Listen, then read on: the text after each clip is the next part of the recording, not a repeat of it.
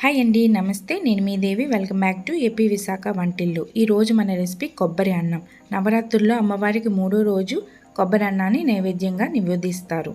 ఈ నైవేద్యాన్ని మనం చాలా త్వరగా ఎంతో టేస్టీగా గుళ్ళల్లో మనకి ప్రసాదం పెడతారు కదా, ఆ టేస్ట్ వచ్చే విధంగా మీకు ఎలా చేయాలో మీకు చేసి చూపిస్తాను. ఇంకా లేట్ చేయకుండా మన ప్రాసెస్లోకి వెళ్ళిపోదాం.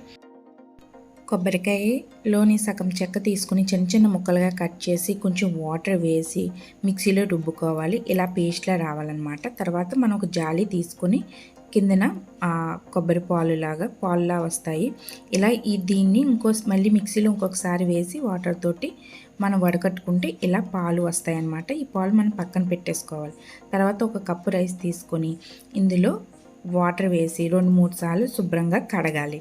కడిగిన తర్వాత ఈ రైస్ని పక్కన పెట్టుకుని మనం ఒక కుక్కర్ తీసుకోవాలి. ఒక కుక్కర్లో మనం కడిగిన బియ్యం ఉంటాయి కదా, ఆ బియ్యాన్ని అందులో మొత్తం వేసేసుకోవాలి.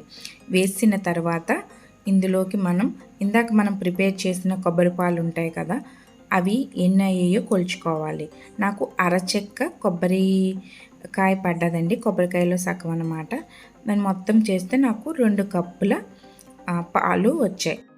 ఒక ప్యాన్ తీసుకుని అందులో 1 స్పూన్ నెయ్యి వేసి, నెయ్యి కరిగిన తర్వాత 4 దాల్చిన చెక్క ముక్కలు, 4 లవంగీలు వేసి బాగా వేపుకోవాలి. ఈ వేపిన ఈ లవంగీలు దాల్చిన చెక్కని మనం కొబ్బరి పాలు అన్నం ఉంది కదా, అందులో వేసేసుకోవాలి. అది వేసుకున్న తర్వాత ఇందులోకి మనకి రుచికి సరిపడా సాల్ట్ అనేది వేసుకోవాలి. నాకు 1 స్పూన్ అంటే మొత్తం 1 స్పూన్ పడ్డది ఉప్పు. తర్వాత కుక్కర్ మూత పెట్టేసి 3 నుంచి 4 విజిల్స్ వచ్చేంత వరకు మనం ఉడికించుకోవాలి.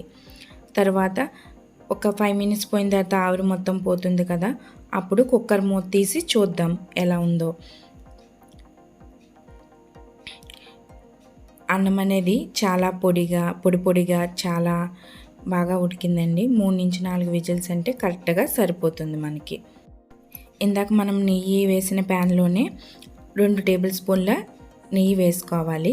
2 టేబుల్ స్పూన్ నెయ్యి అది కొంచెం కరిగిన తర్వాత 1 టేబుల్ స్పూన్ శనగపప్పు, 1/2 టేబుల్ స్పూన్ మినప్పప్పు వేసుకోవాలి. అది కొంచెం వేగిన తర్వాత ఇందులో ఆవాలు 1/2 టీ స్పూన్, మిరియాలు 1/2 టీ స్పూన్, జీలకర్ర 1/2 టీ స్పూన్ వేసుకుని బాగా కలుపుకోవాలి. తర్వాత ఇందులో 3 ఎండుమిరపకాయలు, తర్వాత 3 పచ్చిమిరపకాయలు, ఈ 2 వేసుకోవాలి. తర్వాత 3 టేబుల్ స్పూన్ల జీడిపప్పు కూడా వేసి బాగా వేపుకోవాలి. అవి వేగిన తర్వాత 2 రెబ్బల కరివేపాకు వేసుకుని బాగా వేపుకోవాలి. వేపిన తర్వాత ఇందులో మనం కొబ్బరి కూర ఉంటుంది కదా, కొబ్బరి కూరని నేను 1/2 కప్పు వేస్తున్నాను. 1/2 కప్పు కొబ్బరి కూర వేసి అది కూడా కొంచెం బాగా వేపిన తర్వాత మనం ఇందాక కొబ్బరి అన్నం ఉంటుంది కదా, అన్నంలో ఈ తాలింపు అనేది వేసేసుకొని బాగా కలిపేసుకోవాలి. తర్వాత మూత పెట్టి 2 నిమిషాలు అలా ఉంచి తర్వాత మనం సర్వింగ్ బౌల్లోకి తీసుకుని సర్వ్ చేసేసుకోవడమే. చాలా త్వరగా ఈజీగా అయిపోతుంది. ఇది లంచ్ బాక్స్ రెసిపీగా కూడా మనం ట్రై చేయొచ్చు. హోప్ ఈ వీడియో మీకు నచ్చిందని అనుకుంటున్నాను. ఈ వీడియో కానీ మీకు నచ్చినట్టయితే ఏపీ విశాఖ వంటిల్లు ఛానల్ని లైక్ చేసి, షేర్ చేసి, సబ్స్క్రైబ్ చేసుకుని పక్కనున్న బెల్ ఐకాన్ని క్లిక్ చేయండి. Thank you so much.